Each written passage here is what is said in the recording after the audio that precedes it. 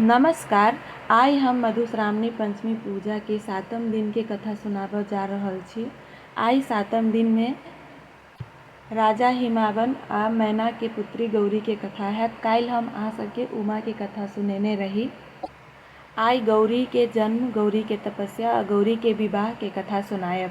जे सब कथा सुनै छी, जे सब मधुश्रावणी पंचमी के पूजा कर रहल छी, से सब पहले 3 बेर बिनी सुनि लिअ, तकरा बाद कथा सुनब। और हाँ, सब गोटे से आग्रह है जे हमर चैनल जरूर सब्सक्राइब कऽ लिअ। यदि अहाँ सबके कथा नीक लगैए तऽ हमर चैनल जरूर सब्सक्राइब कऽ लिअ, एकरा लाइक कऽ दियौ, एकरा बेसी से बेसी शेयर कऽ देबै। अंतिम दिन के कथा में हम अहाँ सबके एगो विशेष खबर सेहो देबऽ वाला छी। तहन चलू आब बेसी समय नहीं लैत हम अहाँ सबके कथा आब सुनाबऽ जा रहल छी। कथा शुरू करै छी। गौरी के जन्म के कथा सुनू।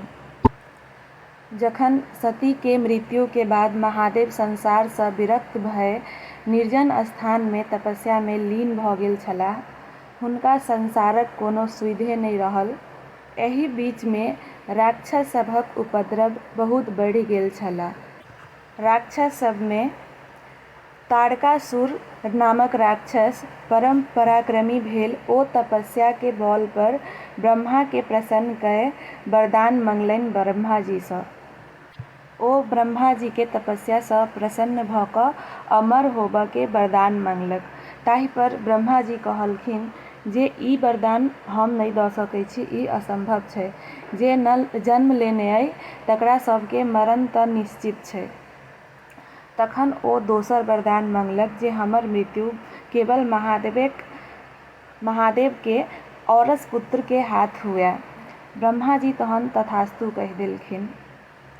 ई वरदान मांगऽ के तारकासुर के उद्देश्य ई छल। ओ सोचलथि जे महादेव के स्त्री सती तऽ निसंताने मरि गेल छथि आ महादेव संसार सँ विरक्त भऽ गेल छथि। ताहि लेल आब हुनकर दोसरो विवाह के कोनो संभावना सेहो नहीं अइ।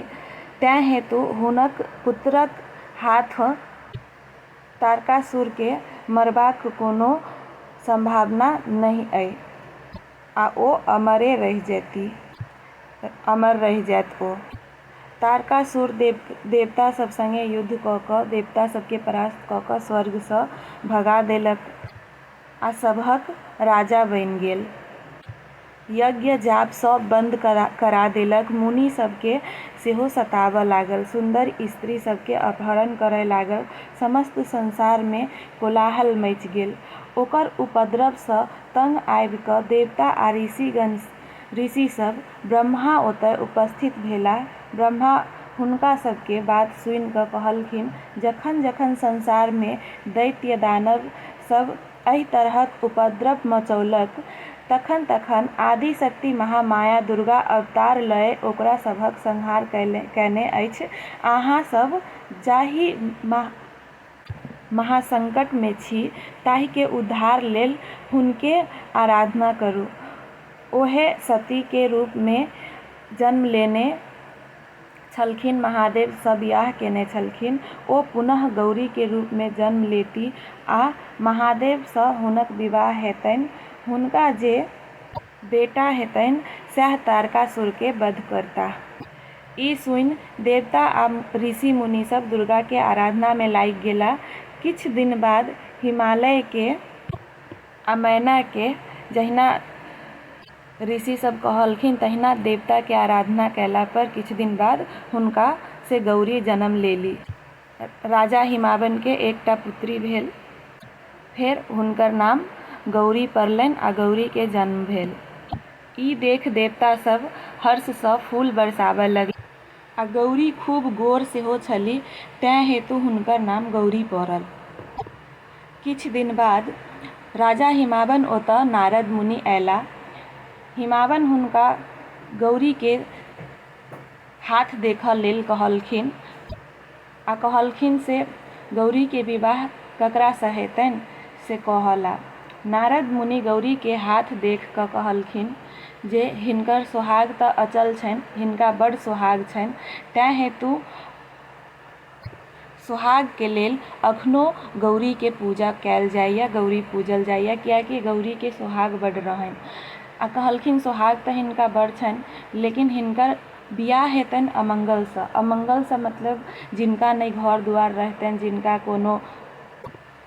नहि कोनो सर सम्बन्धी रहतनि, नहि कोनो रिश्तेदार रहतनि, ताहि बरसँ से हिनकर अमंगलसँ हिनकर विवाह हेतनि। नारद कहि देलखिन जे हिनकर विवाह महादेवसँ हेतनि। सेहो ओहिना नहि हेतनि। महादेव अखन एहि शिखर पर तपस्या कऽ रहल छथि। ई नित्य ओतऽ जाय हुनकर सेवा करथि, तखन ओ प्रसन्न भय हिनकासँ विवाह कऽ लेथिन। गौरी चेष्टगर भऽ गेली। हिमालय हुनका नित्य 2 गो सखी संगे महादेवक सेवा करय पठाबऽ लगलथि। देवता सबके ओम्हर तारकासुर सेहो खूब सतबै छल, तऽ देवता सब सोचलथि कहिया जल्दिए महादेव आ गौरी के बियाह भऽ जेतै तऽ हुनकर पुत्र तारकासुर के वध करत। ओहो सब अगुतायल छलाह।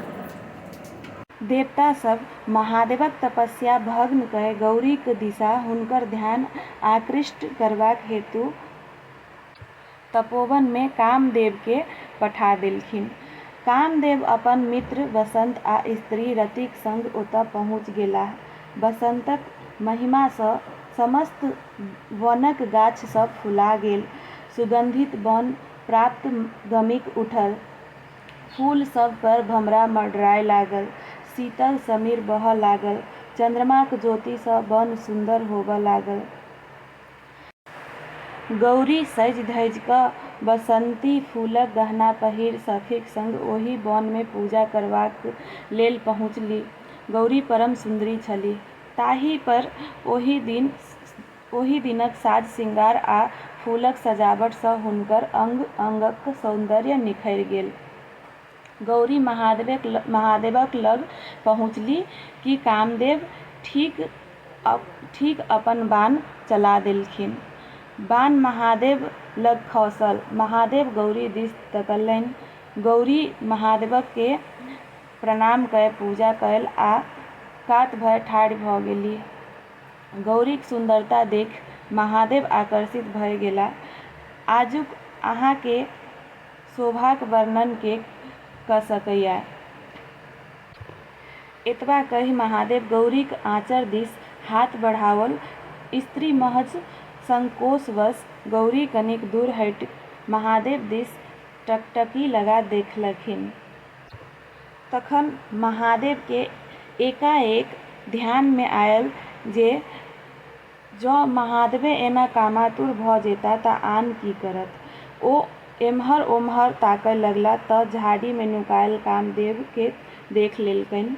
हुनका बड्ड तामस भेलनि। क्रोध सँ हुनक त्रिनेत्र खुजि गेलनि। कामदेव के ओ जरा कऽ भस्म कऽ देलखिन। आब रति अपन स्वामी के भस्म होइत देखि मूर्छित भऽ गेली। होश भेला पर ओ करुणा विलाप करऽ लगली।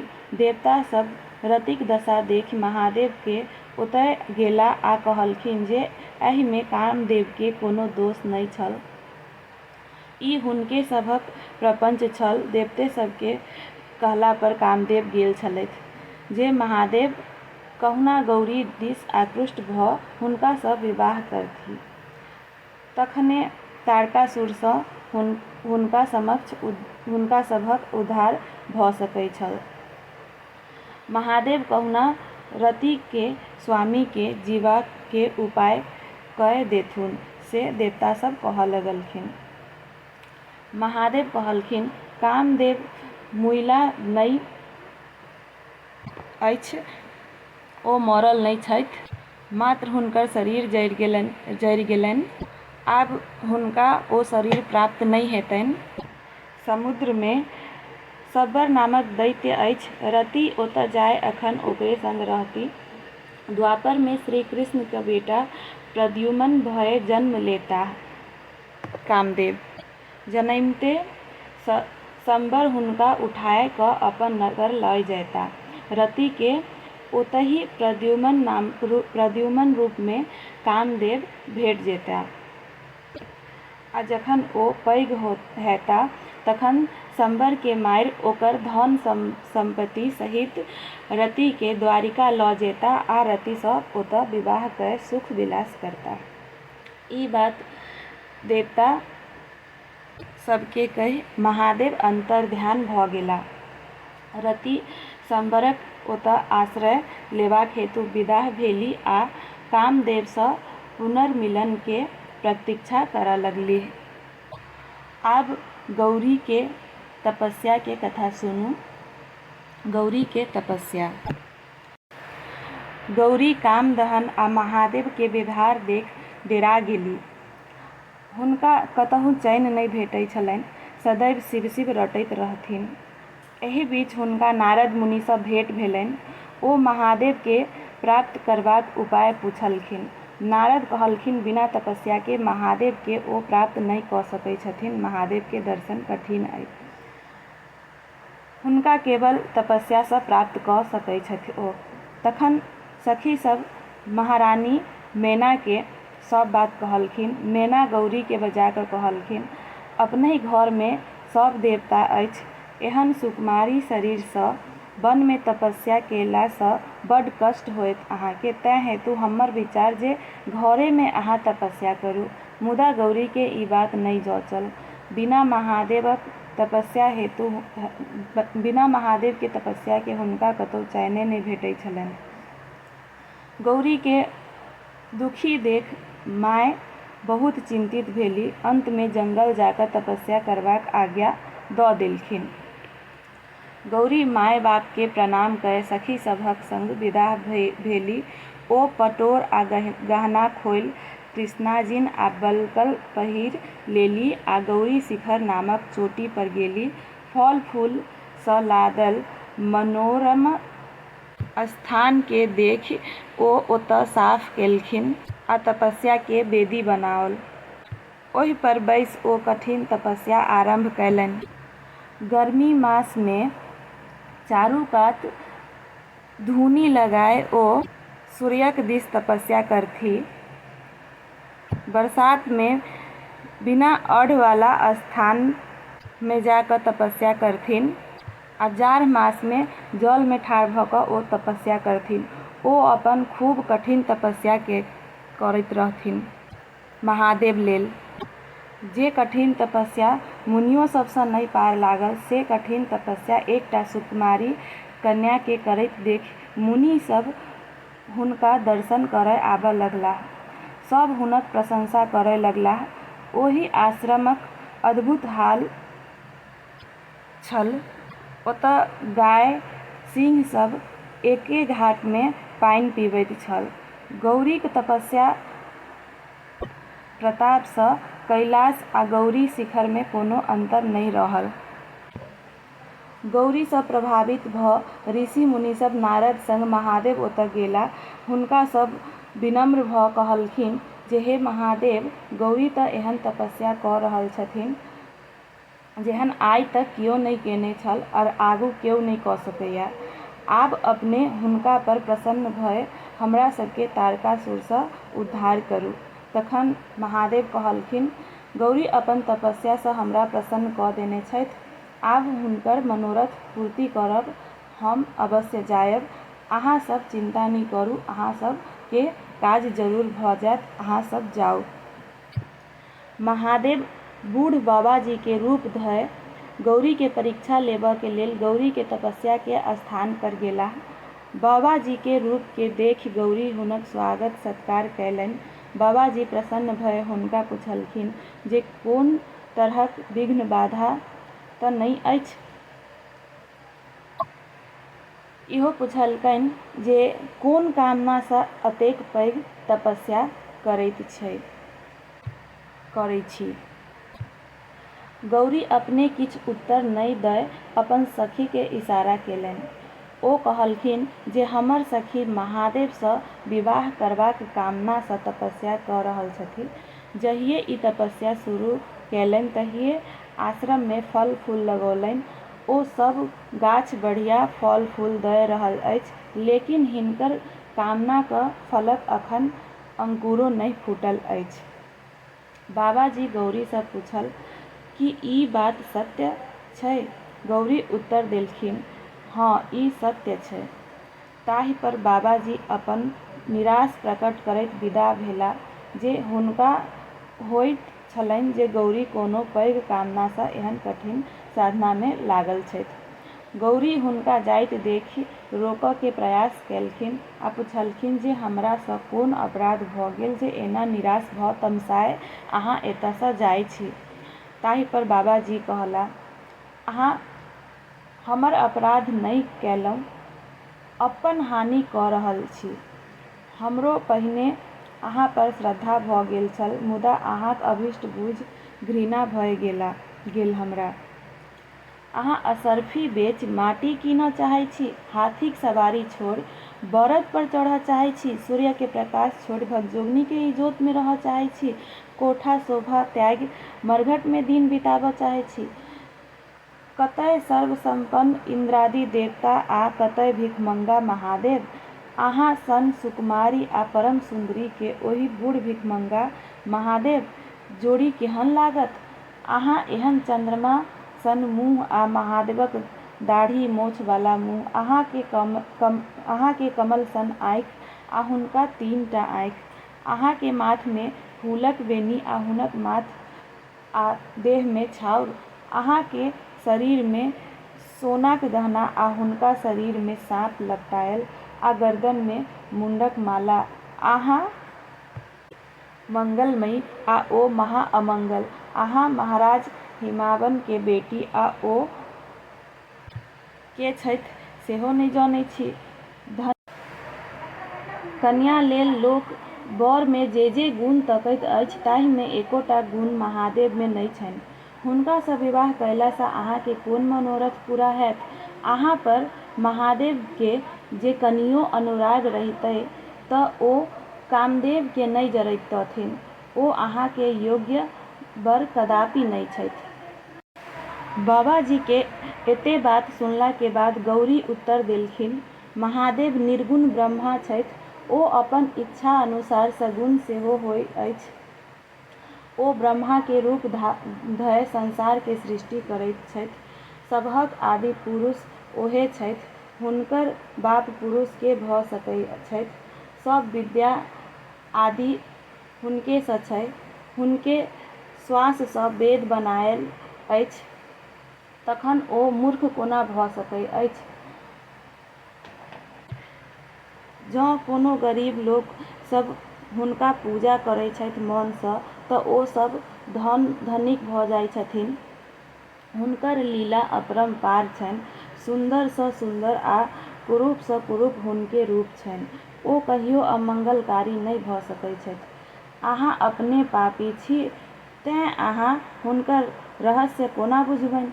अहाँक हम सत्कार कयलहुँ, अहाँ सँ गप्प कयलहुँ, एकर हमरा प्रायश्चित करऽ पड़त। बाबाजी फेर किछु बाजय लगलाह। गौरी अपन सखी सँ बाबाजी के विदा क' देबय लेल कहलखिन। ओ कहलखिन जे ई फेर महादेव के निंदा करताह। पैघ के निंदा केला सँ करय वाला के सिर्फ पाप नहि होइत अछि, वरन सुननिहार के सेहो पाप होइए। ई कहि गौरी ओतय सँ तमसा क' विदा भ गेलीह। बाबाजी के तुरत महादेवक रूप धरि ठाढ़ भऽ गौरीक बाट रोकि देलक। तहन ओ महादेव अपन रूप में आबि महादेव गौरी के अपन रोकलखिन तखन आ कहलखिन, हम अहाँ के तपस्या सँ प्रसन्न छी जे अहाँ हमरा सँ वरदान मांगू। आइ सँ हम अहाँ के कीनल दास छी। गौरी लाज आ आनन्द सँ काठ भ' गेलीह। तखन महादेव गौरी के कहलखिन, आब अहाँक वियोग हमरा सहल नहि जाइत अछि, कैलाश चलू, ओतहि बियाह करब। गौरी लाजे महादेव के किछु नहि कहि सकलीह। ओ अपन सखी द्वारा कहबौलनि, यदि अहाँ हिनक प्रेम सँ हिनका सँ प्रसन्न छियनि त अहाँ हिनकर एतबा अनुरोध मानि लियौन। एखन हिनका पिता के घर जेबाक अनुमति दियौ। अहाँ कोनो पैघ लोक के हिनकर पिता के ओतय पठा कऽ हिनका संग विवाहक प्रस्ताव करियौन।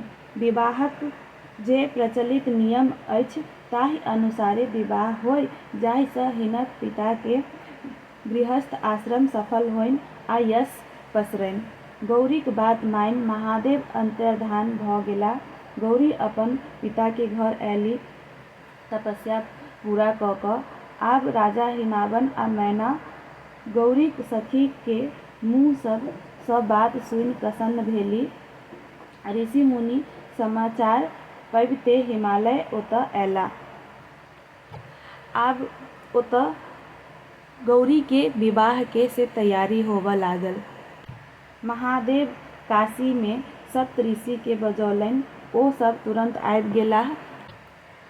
वशिष्ठक संग हुनक स्त्री अरुंधति सेहो अयलीह। महादेव सबके विवाहक कथा लय हिमालय ओतय पठौलनि। महादेवक अनुरोध ऋषि सब सँ सुनि हिमालय आ मैना के आँखि नोर सँ भरि गेलनि। ऋषि मुनि गौरी के आशीर्वाद देलखिन। अरुंधति मैना के महादेवक महिमाक गुणगान सुनाओल। कथा स्थिर भेला पर विवाहक दिन ताकल गेल। विवाहक दिन फागुन वदी चतुर्दशी ताकल गेल। सप्तऋषि सब प्रसन्न भय काशी घुरि अयलाह आ महादेव के सब बात कहलखिन। महादेव प्रसन्न भय हुनका सबके बरियाती चलबाक हकार देलखिन। महादेव कैलाश अयलाह। देवता सबके निमंत्रण आ हकार देबाक भार नारद मुनि के दऽ देलखिन। महादेव के गण सब बरियाती के तैयारी करऽ लगलाह, बर के सजाबऽ लगलाह। हुनका गहना की देल जेतनि?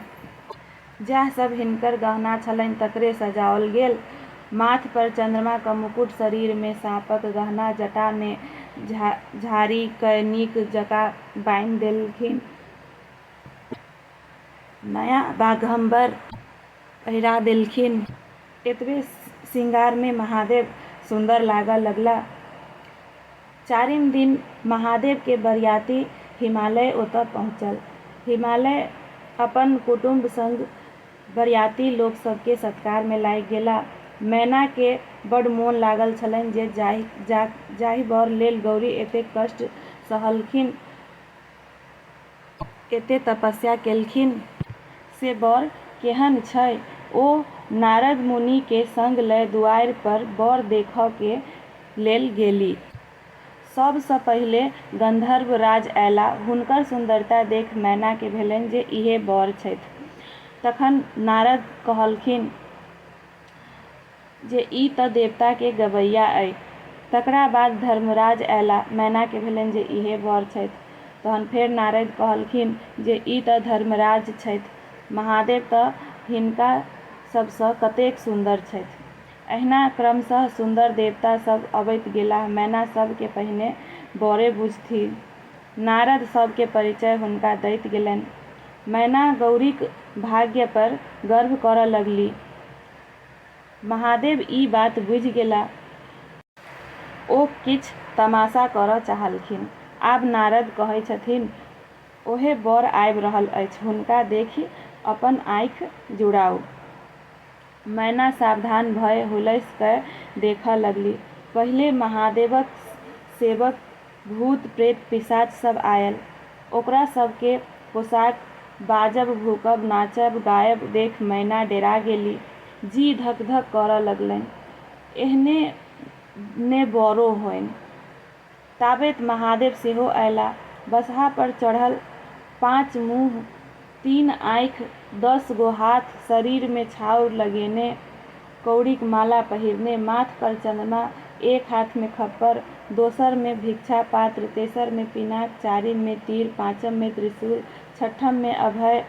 एहि तरह सँ सब हाथ में किछ न किछ भरल, हाथीक 4 चाम पहिरने, ऊपर सँ बाघंबर ओढ़ने, सौंसे शरीर साँप लटकल, आँखि मुनने आ थरथर कँपैत। नारद कहलखिन, ईह बर महादेव छथि, इएह छथि बर। ई सब बर के देख मैना बेहोश भ' गेलीह। गौरीक बर महादेव के देख मैना बेहोश भ गेल छलीह। लोक कोनो तरह हुनका होश में अनलखिन। होश भेला पर नारद आ गौरी के बेइज्जत करऽ लगली। ओ नारद सँ कहलखिन, नारद, अहाँ महा ठग छी। अहाँ पहिने कहने छलहुँ जे महादेव गौरी के चाहैत छथिन, फेर कहलहुँ जे गौरी हुनकर सेवा करथिन आ कठिन तपस्या करथिन तखन महादेव संग विवाह हेतनि। एहि में जे हमर बेटी के अपमान भेल, संसार जनलक। हम कतहु मुँह देखाबऽ योग्य नहि रहलहुँ। हम कतऽ जाउ, की करू, किछ नहि फुराइ अछि। मैना कहथिन जे हम एहन सुंदर गौरी के आब हम ई महादेव सँ एहन बर सँ कोना बियाह करब। एतऽ मैना एगो गीत सेहो कहै छथिन, हम नहीं शिव सँ गौरी बियाहब, मोर गौरी रहती कुमारी गे माई। अहाँ सबके यदि गीत सुनऽ के अइ तऽ हमर दोसर वीडियो में ई गीत भेट जायत, अहाँ सब गीत सुनि लेब। मैना कहलखिन आ सोचलथि, हमर मन के सबटा मनोरथ मने में रहि गेल ई बर के देख कऽ। ओ सप्त ऋषि आ ओ स्त्री, अखन ओ सब जे हमरा भेटतथिन तऽ हम हुनका सब के दाढ़ी मोछ नोचि लितियनि। ओ ऋषि आ ओ स्त्री तऽ और ठग निकललथि। फेर मैना सोचलखिन जे हम दोसर के की कहियौ, हमर तऽ अपने बेटिये एहन भऽ गेल। ओ एहि बर ला एते कठिन तपस्या केलक। मैना अपन बेटिये के गौरीये के खूब बात कहऽ लगलखिन। तहन गौरी हुनका कतबो बुझाबऽ लगलखिन जे ई तऽ साक्षात महादेव छथिन, ई त्रिभुवन नाथ छथिन, से अहाँ विवाह करू, अहाँ शुभ सँ विवाह करू, से अहाँ एते किया चिंता करै छी, से अहाँ चिंता नहीं करू, ई तऽ महादेव छथिन। मैना के कतबो समझबथिन गौरी, मैना जिद पकड़ि लेलखिन जे किछ भऽ जायत, हम एहि बर सँ अहाँ के बियाह नहीं होबऽ देब। हम अपन से अहाँ के एहि बर सँ किन्नौ बियाह नहीं होबऽ देब। ओ अपन गौरी के बियाह कहलखिन जे ई बर सँ हम नहीं करब। तहन फेर गौरी सोचलखिन जे आब तऽ एना में माय जखन हुनकर नहीं मानथिन तऽ बियाह केना हेतनि। तहन ओ फेर महादेव लग गेलथि आ महादेव के कहलखिन जे अहाँ कनि अपन नीक रूप देखा दियौ, ताकि हमर माय अहाँ के ओ सुंदर रूप देख प्रसन्न भऽ कऽ विवाह के अनुमति देथिन। गौरी महादेव के कहलखिन से आब अपन भावट समटू आ सुंदर स्वरूप बना कऽ हमरा जे वरदान देने छलहुँ से वरदान पूरा करू। गौरी के कहला पर तखन महादेव कनि काल लेल से अपन रूप बदलि लेलखिन, अपन नीक रूप बना लेलखिन। आब ओ खूब सुंदर लगथिन। तहन नारद मैना के जाकऽ कहलकनि, आब बर के जाकऽ देखू ओ केहन छथि। मैना महादेव के देख हुनका देखते रहि गेली। सूर्य सन चमकैत सुंदर आँखि, मोती माणिक गहना पहिरने बड्ड सुंदर लगैत छलाह। सूर्य हुनका छत्र ओढ़ौने, चंद्रमा चामर डोलबैत, आठों सिद्धि नचैत, गंगा यमुना पाछू में चामर धैने, ब्रह्मा विष्णु इंद्र तथा ऋषि मुनि हुनकर आगू पाछू में जय जयकार करैत, गंधर्व तथा अप्सरा सब नचैत गबैत तथा देवता के गण सब झाल मृदंग बजबैत झूमैत नाना प्रकारक गाजा बाजा बजबैत छल। अखन के जे रूप छल, महादेवक जे शोभा छल, ओ अवर्णनीय छल। महादेव के एहि रूप देख मैना के आश्चर्य लागि गेलनि। आब मैना के होश भेलनि। आब मैना मोने मोने खूब प्रसन्न भेली। आब अपन बेटी गौरी के तपस्या के फल त्रिलोकीनाथ महादेव के देखि पहिलुका जे अपन ओ भावट छलनि, ओ जे एते भावट केने छली, ओहि पर ओ पछताबऽ लगली। आब मैना प्रसन्न भऽ कऽ विवाह के तैयारी में लागि गेली। आब गौरी के विवाह के तैयारी होबऽ लागल। महादेव देवता ऋषि मुनिक बरियाती आ गाजा बाजा के संग हिमालय के हिमावन के द्वार पर पहुँचला। मैना हुनका तखन परिछन कएलखिन। स्त्री सब ओतऽ सब गीत गबैत रहथिन। मैनाक पाछू लागि कऽ आब तऽ सब महादेवक रूप देख मोहित भय कठफुर्ती जकाँ ठाढ़ी भऽ गेली। सब स्त्री सब गौरी के भाग्य के सराहना केलखिन। महादेव के दर्शन सँ सबके सब धन्य भऽ गेल। सब अपना आप के धन्य बुझलक। देवता सब महादेव के संग नहि छोड़थिन, कारण हुनका सबके शंका होइन जे महादेव फेर कोनो तमाशा नहि बियाह में कऽ दै। मैना झट परिछन कऽ कऽ चलि गेली। हुनका शक छलनि जे कहीं देवता सब हुनका संगे कोनो हँसी मजाक नहि करऽ लगथिन। फेर बर के मड़बा पर आनल गेल। राजा हिमावन हुनका अहरना पूजा कएलक। ओठंगर कूटल गेल। महादेव कोबरा घर सँ गौरी के हाथ पकड़ि अनलखिन। ब्रह्मा सब काज में तत्पर छलाह। बर के रेशमी धोती, फूल तथा सोनाक माला पहिराओल गेल। बर कन्या के आमक पल्लव केर कंगन पहिराओल गेल। ऋषि सबके गोत्राध्ययन पढ़ाओल। हिमालय ऋषि राजा हिमावन कन्यादान संपन्न कएला। गौरी शंकर वेदी पर गेलाह। अग्निक आवाहन कऽ हवन कएल गेल। विवाहक सब विधि संपन्न भऽ गेल। ऋषि सब बर कन्या के आशीर्वाद देलखिन। गंधर्व अप्सरा सब नाच गान कएलक। देवता सब कहलखिन, हे महादेव, अहाँ जगत पिता छी आ अहाँ गौरी जगन्माता भेली। गौरी आ महादेव के बियाह संपन्न भऽ गेल। गौरी शंकर कुलदेवता के प्रणाम कऽ भोजन सँ निवृत्त भऽ विश्राम करऽ के लेल गेलाह। बरियाती सब सत्कार प्रारंभ भेल।